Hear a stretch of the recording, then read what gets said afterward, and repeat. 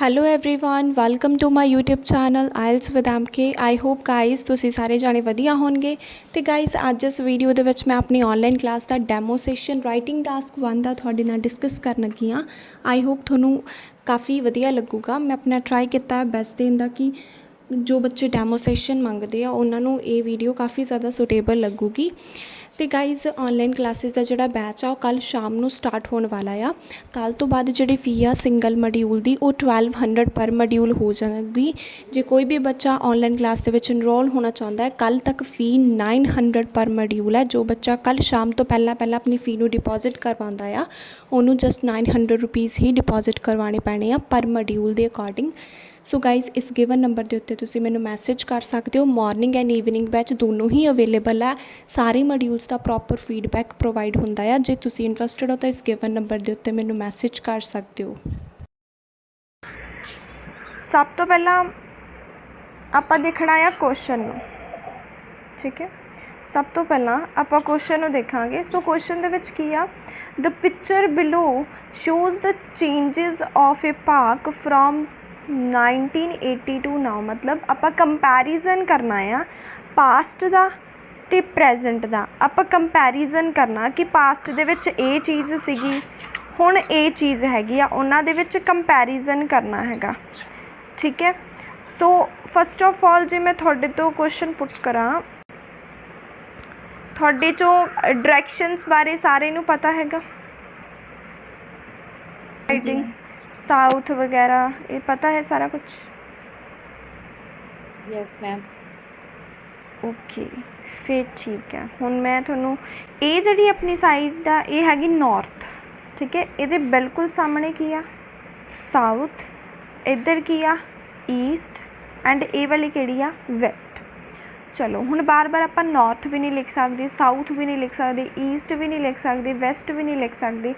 सो इनू रिमूव करने लई आपां लिखांगे जिदा ट्रीज़ आ ये कित्थे हैगे आ, आपां लिखांगे नॉर्थ ईस्ट कॉर्नर ते आ। मतलब नॉर्थ साइड भी हैगे आ एंड ईस्ट साइड भी हैगे आ। सो एक किहड़ा कॉर्नर आ, नॉर्थ ईस्ट कॉर्नर। हुण आ जिवें फ्लावर्स आ ये किहड़े कॉर्नर ते आ, साउथ ते ईस्ट। किहड़ा कॉर्नर आ, साउथ ईस्ट कॉर्नर आ किहड़ी साइड ते आ, वैस्ट साउथ, ठीक है। सो साउथ वैस्ट कॉर्नर इनू आपां कहांगे एंड ये जिहड़ा कॉर्नर आ ये नॉर्थ वैस्ट कॉर्नर, ठीक है। कॉर्नर्स क्लीयर हो गया ना आपां नूं।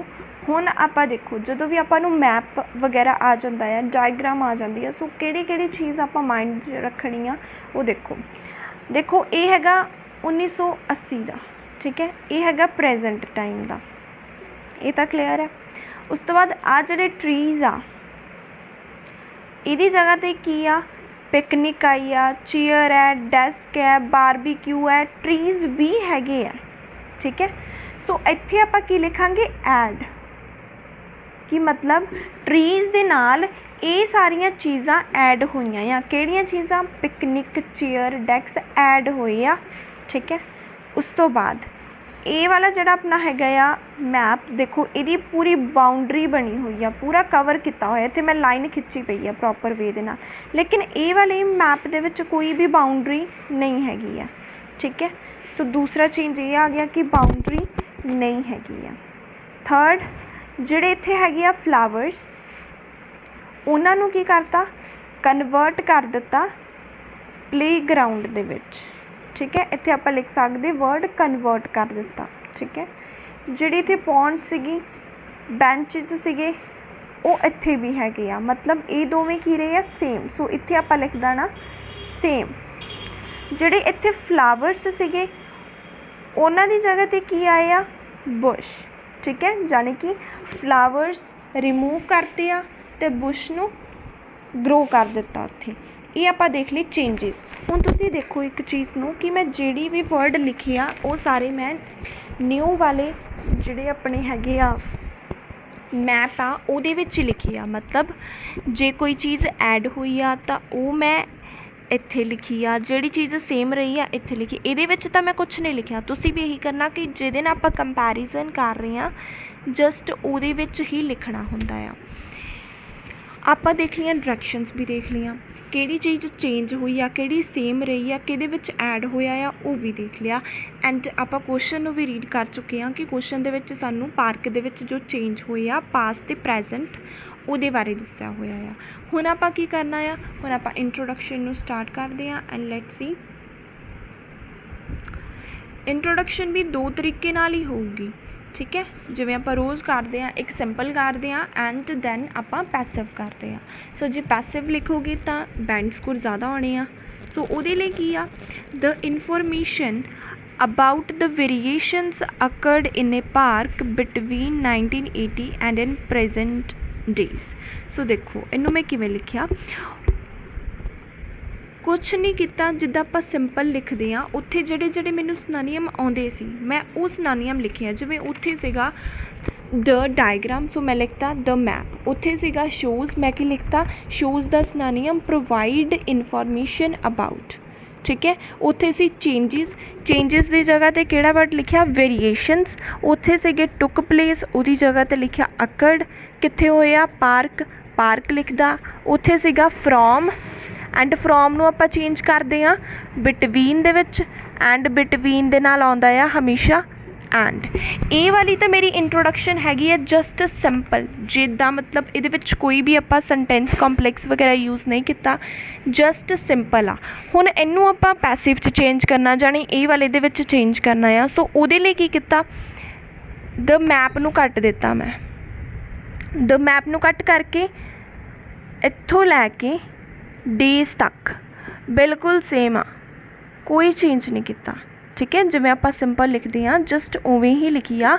ਆਹ ਜਿਹੜੀ ਲਾਸਟ ਲਾਈਨ ਆ, are depicted by the rendered maps, ਇਹਦੇ ਨਾਲ ਬਣੀ ਆ passive. Are depicted by the rendered map, ਇੱਥੇ ਆਪਾਂ ਨੂੰ ਦੋ ਮੈਪ ਸੀਗੇ ਤਾਂ ਕਰਕੇ ਮੈਂ ਆਰ ਯੂਜ਼ ਕੀਤਾ, ਮੈਪ ਸੀਗੇ ਤਾਂ ਕਰਕੇ ਮੈਪ। ਕੱਲ੍ਹ ਆਪਾਂ ਦੂਸਰਾ ਕੀਤਾ ਸੀਗਾ ਪ੍ਰੋਸੈਸ, ਤਾਂ ਮੈਂ ਇੱਥੇ ਪ੍ਰੋਸੈਸ ਲਿਖਿਆ ਸੀ। ਬਾਕੀ ਲਾਈਨ ਤਾਂ ਸੇਮ ਆ, ਉਹਦੇ ਵਿੱਚ ਤਾਂ ਆਪਾਂ ਨੂੰ ਕੋਈ ਚੇਂਜ ਕਰਨ ਦੀ ਜ਼ਰੂਰਤ ਨਹੀਂ ਹੈਗੀ। ਸੋ ਤੁਸੀਂ ਵੀ ਇੱਦਾਂ ਹੀ ਕਰਨਾ ਆ, ਜਿਹੜੇ ਸਿਨੋਨੀਅਮ ਤੁਹਾਨੂੰ ਆਉਂਦੇ ਆ ਉਹਦੇ ਤੁਸੀਂ ਸਿਨੋਨੀਅਮ ਲਿਖ ਦਿਓ, ਜਿਹਦੇ ਨਹੀਂ ਆਉਂਦੇ ਆ ਹੁਣ ਉਹਨੂੰ ਤੁਸੀਂ ਡਾਇਰੈਕਟ ਲਿਖ ਦਿਓ। ਸਪੋਜ਼ ਕਿ ਮੈਨੂੰ ਪਾਰਕ ਦਾ ਨਹੀਂ ਪਤਾ ਸੀ, ਸੋ ਮੈਂ ਪਾਰਕ ਡਾਇਰੈਕਟ ਲਿਖਤਾ, ਕੋਈ ਇਸ਼ੂ ਨਹੀਂ ਆ। ਗਲਤ ਲਿਖਣ ਦੀ ਬਜਾਏ ਜੇ ਆਪਾਂ ਸੇਮ ਰਹਿਣ ਦਈਏ ਸੋ ਉਹ ਚੀਜ਼ ਜ਼ਿਆਦਾ ਬੈਨੀਫਿਸ਼ੀਅਲ ਆ। ਸੋ ਇਹ ਤਾਂ ਹੈਗੀ ਆ ਪੈਸਿਵ ਅਤੇ ਸਿੰਪਲ ਦੀ ਇੰਟਰੋਡਕਸ਼ਨ। ਅਤੇ ਹੁਣ ਆਪਾਂ ਜੇ ਗੱਲ ਕਰੀਏ BP1 ਦੀ, ਸੋ BP1 ਹਮੇਸ਼ਾ ਆਪਾਂ ਕਿੱਥੋਂ ਸਟਾਰਟ ਕਰਦੇ ਹਾਂ, after analysing it can be seen clearly that ਤੱਕ ਤਾਂ ਲਾਈਨ ਸੇਮ ਰਹੂਗੀ। ਕੋਈ ਵੀ ਟਾਈਪ ਦਾ ਤੁਸੀਂ BP ਲਿਖ ਰਹੇ ਹੋ ਦੈਟ ਤੱਕ ਤੁਸੀਂ ਸੇਮ ਲਿਖਣਾ ਆ। ਇਹਦੀ ਲਾਈਨ ਦਾ ਮਤਲਬ ਕੀ ਆ ਕਿ ਆਪਾਂ ਐਨਾਲਾਈਜ਼ ਕਰਨ ਤੋਂ ਬਾਅਦ ਇਹ ਗੱਲ ਆਪਾਂ ਕਲੀਅਰਲੀ ਦੇਖ ਸਕਦੇ ਹਾਂ, ਟਰੀਜ਼ ਵਰ planted in the north East side but in 1980। Trees ਜਿਹੜੇ ਸੀਗੇ ਉਹ ਨਾਰਥ ਈਸਟ ਸਾਈਡ ਹੈਗੇ ਆ 1980 ਦੇ ਵਿੱਚ। ਸੋ ਮੈਂ ਤੁਹਾਨੂੰ ਸ਼ੋਅ ਕਰ ਦਿੰਦੀ ਹਾਂ, ਇਹ ਕਿਹੜਾ ਕਾਰਨਰ ਸੀ, ਨਾਰਥ ਈਸਟ ਕਾਰਨਰ ਸੀ। ਟਰੀਜ਼ ਇੱਥੇ ਹੈਗੇ ਆ 1980 ਦੇ ਵਿੱਚ। ਨੈਕਸਟ ਦੇਖੋ, however not only picnic chair decks but also barbecue are added with trees on same side in present। ਸੋ ਮੈਂ ਕੀ ਕਿਹਾ, ਇਹਦੇ ਨਾਲ ਪਿਕਨਿਕ ਚੇਅਰ ਡੈਕਸ ਬਾਰਬੀਕਿਊ ਕੀ ਹੋਇਆ ਆ, ਐਡ ਹੋਇਆ ਆ ਟਰੀਜ਼ ਦੇ ਨਾਲ ਸੇਮ ਸਾਈਡ, ਮਤਲਬ ਨਾਰਥ ਈਸਟ ਸਾਈਡ ਹੀ ਆ, ਠੀਕ ਹੈ। ਜਸਟ ਇਹ ਚੀਜ਼ਾਂ ਐਡ ਹੋਈਆਂ ਆ ਪ੍ਰੈਜੈਂਟ ਟਾਈਮ ਦੇ ਵਿੱਚ। ਹੁਣ ਮਾਈਂਡ 'ਚ ਰੱਖਣ ਵਾਲੀ ਕਿਹੜੀ ਗੱਲ ਆ, ਦੇਖੋ ਇੱਥੇ ਮੈਂ ਯੂਜ਼ ਕੀਤਾ ਸੀ ਵਰ ਦਾ, ਕਿਉਂਕਿ ਮੈਂ 1980 ਦੀ ਗੱਲ ਕਰ ਰਹੀ ਸੀ। ਇੱਥੇ ਮੈਂ ਪ੍ਰੈਜੈਂਟ ਮੈਪ ਦੀ ਗੱਲ ਕਰ ਰਹੀ ਹਾਂ, ਸੋ ਮੈਂ ਆਰ ਯੂਜ਼ ਕੀਤਾ ਆ। ਸੋ ਸੈਂਟੈਂਸ ਤੁਹਾਨੂੰ ਉਸ ਦੇ ਅਕੋਰਡਿੰਗ ਚੇਂਜ ਕਰਨਾ ਪੈਣਾ ਆ, ਠੀਕ ਹੈ। ਜੇ ਫਿਊਚਰ ਦੀ ਗੱਲ ਹੋਈ ਸੋ ਮੈਂ ਇੱਥੇ ਵਿਲ ਲਿਖ ਦਾਂਗੀ, ਠੀਕ ਹੈ। ਉਸ ਦੇ ਅਕੋਰਡਿੰਗ ਤੁਹਾਨੂੰ ਸੈਂਟੈਂਸ ਲਿਖਣੇ ਪੈਣੇ ਆ। ਸੋ ਮੈਂ ਕੀ ਕਿਹਾ ਕਿ ਜਿਹੜਾ 1980 ਦੇ ਵਿੱਚ ਟਰੀਜ਼ ਸੀਗੇ ਉਸੇ ਸੇਮ ਸਾਈਡ ਆ ਚੀਜ਼ਾਂ ਜਿਹੜੀਆਂ ਆ ਉਹਦੇ ਨਾਲ ਐਡ ਹੋ ਗਈਆਂ ਆ, ਠੀਕ ਹੈ। ਨੈਕਸਟ ਕੀ ਆ, whereas neither pond nor benches are showed any alteration during given period of time। ਮਤਲਬ ਜਿਹੜੇ ਪੌਂਡ ਆ ਅਤੇ ਜਿਹੜੇ ਹੈਗੇ ਆਪਣੇ ਬੈਂਚਿਸ ਉਹਨਾਂ ਦੇ ਵਿੱਚ ਕੋਈ ਅਲਟਰੇਸ਼ਨਸ ਨਹੀਂ ਆਈਆਂ। ਕੱਲ੍ਹ ਵੀ ਮੈਂ ਤੁਹਾਨੂੰ ਰੀਡਿੰਗ 'ਚ ਦੱਸਿਆ ਸੀ ਅਲਟਰੇਸ਼ਨਸ ਮਤਲਬ ਚੇਂਜਿਸ, ਕੋਈ ਚੇਂਜ ਨਹੀਂ ਆਇਆ ਹੈਗਾ ਪੌਂਡ ਅਤੇ ਬੈਂਚਿਸ ਦੇ ਵਿੱਚ। ਸੋ ਦੇਖਦੇ ਹਾਂ, ਸੋ ਇੱਥੇ ਵੀ ਪੌਂਡ ਐਂਡ ਬੈਂਚਿਸ ਹੈਗੇ ਆ, ਸੋ ਇੱਥੇ ਵੀ ਪੌਂਡ ਐਂਡ ਬੈਂਚਿਸ ਹੈਗੇ ਆ। ਸਾਈਡ ਵੀ ਦੋਨਾਂ ਦੀ ਬਿਲਕੁਲ ਸੇਮ ਆ, ਸਾਈਡ 'ਚ ਵੀ ਚੇਂਜ ਨਹੀਂ ਹੋਇਆ।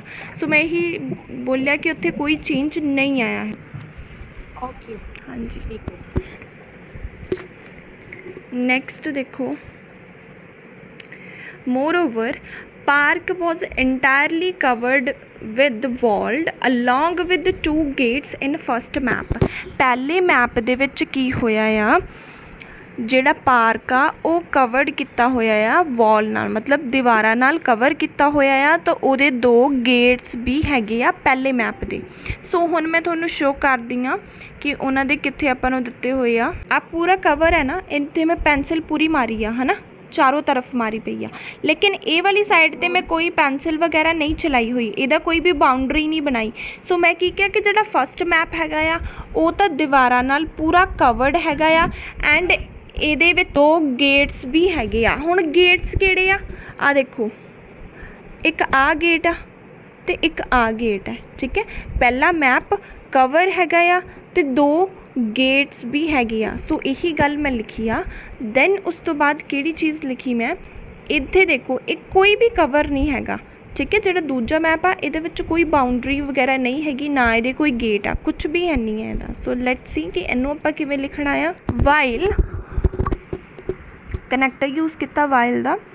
park has became an open with no walls and no gates in second map। ਜੇ ਆਪਾਂ ਦੂਜਾ ਮੈਪ ਦੇਖੀਏ, ਨਾ ਉਹਦੇ ਵਿੱਚ ਕੋਈ ਵਾਲਸ ਆ, ਨਾ ਉਹਦੇ ਵਿੱਚ ਕੋਈ ਗੇਟਸ ਆ, ਠੀਕ ਹੈ।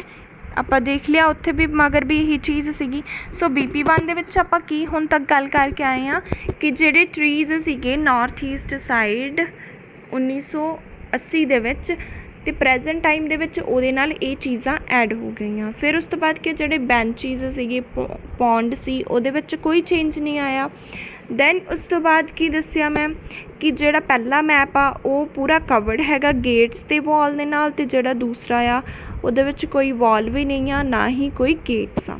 ਸੋ ਨੈਕਸਟ ਦੇਖੋ BP2। ਸੋ BP2 ਦੇ ਵਿੱਚ ਕੀ ਚੀਜ਼ ਨੂੰ ਐਕਸਪਲੇਨ ਕਰਨਾ, ਦ ਮੈਪ ਫਰਦਰ ਕੋਲਿਡਸ ਦੈਟ, ਕਿ ਜਿਹੜਾ ਮੈਪ ਆ ਸਾਨੂੰ ਅੱਗੇ ਐਕਸਪਲੇਨ ਕਰਦਾ ਆ। ਇਹ ਦੈਟ ਤੱਕ ਤੁਸੀਂ ਹਰ ਇੱਕ BP2 ਦੇ ਵਿੱਚ ਸੇਮ ਲਿਖ ਸਕਦੇ ਹੋ। ਜਿਵੇਂ ਇੱਥੇ ਮੈਪ ਸੀ, ਸੋ ਮੈਂ ਮੈਪ ਲਿਖਤਾ। ਜੇ ਤੁਹਾਨੂੰ ਬਾਰ ਆ ਤਾਂ ਤੁਸੀਂ ਬਾਰ ਲਿਖ ਦੋਗੇ, ਜਸਟ ਉਸ ਦੇ ਅਕੋਰਡਿੰਗ ਤੁਹਾਨੂੰ ਚੇਂਜ ਕਰਨਾ ਪੈਣਾ ਆ। ਫਲਾਵਰਸ ਵਰ grown on south West direction in farmer map. South West direction ਦੇ ਵਿੱਚ ਕੀ ਆ, ਜਿਹੜਾ ਸਾਊਥ ਵੈਸਟ ਸਾਈਡ ਆ ਉੱਥੇ ਕੀ ਆ, ਫਲਾਵਰਸ ਆ ਪਹਿਲੇ ਮੈਪ ਦੇ ਵਿੱਚ। ਫਾਰਮਰ ਦਾ ਮਤਲਬ ਹੁੰਦਾ ਫਸਟ, ਇਹਨੂੰ ਆਪਣੇ ਮਾਈਂਡ 'ਚ ਰੱਖਣਾ ਆ। ਫਾਰਮਰ ਦਾ ਮਤਲਬ ਆ ਫਸਟ ਮੈਪ ਦੇ ਵਿੱਚ, ਠੀਕ ਹੈ। ਤੁਸੀਂ ਇਹ ਦੇਖ ਸਕਦੇ ਹੋ, ਆਹ ਸਾਨੂੰ ਫਲਾਵਰਸ ਵਗੈਰਾ ਦਿੱਤੇ ਹੋਏ ਆ, ਠੀਕ ਹੈ। ਆਹ ਵਾਲੀ ਸਾਈਡ ਜਿਹੜੀ ਆ ਫਲਾਵਰਸ ਦੀ ਆ। ਸੋ ਅੱਗੇ ਕੀ ਕੀਤਾ ਆ, ਇਹਦੀ ਜਗ੍ਹਾ 'ਤੇ ਕੀ ਆਏ ਆ, ਬੁਸ਼ ਵਗੈਰਾ ਆਏ ਆ, ਠੀਕ ਹੈ। ਫਲਾਵਰਸ ਦੀ ਜਗ੍ਹਾ 'ਤੇ ਬੁਸ਼ ਆਏ ਆ। ਐਂਡ ਇਹ ਸਾਈਡ ਕਿਹੜੀ ਸੀਗੀ, ਮੈਂ ਤੁਹਾਨੂੰ ਦੱਸ ਚੁੱਕੀ ਹਾਂ, ਸਾਊਥ ਵੈਸਟ ਸਾਈਡ ਸੀ।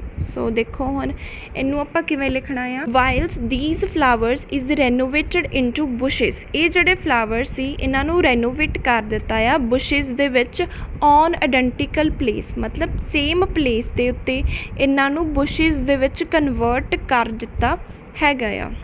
ਨੈਕਸਟ ਦੇਖੋ, furthermore the flowers which was located on south east area in 1980। ਜਿਹੜੇ ਫਲਾਵਰਸ 1980 ਦੇ ਵਿੱਚ ਇਸ ਸਾਈਡ 'ਤੇ ਸੀਗੇ, whereas playground is constructed on that area.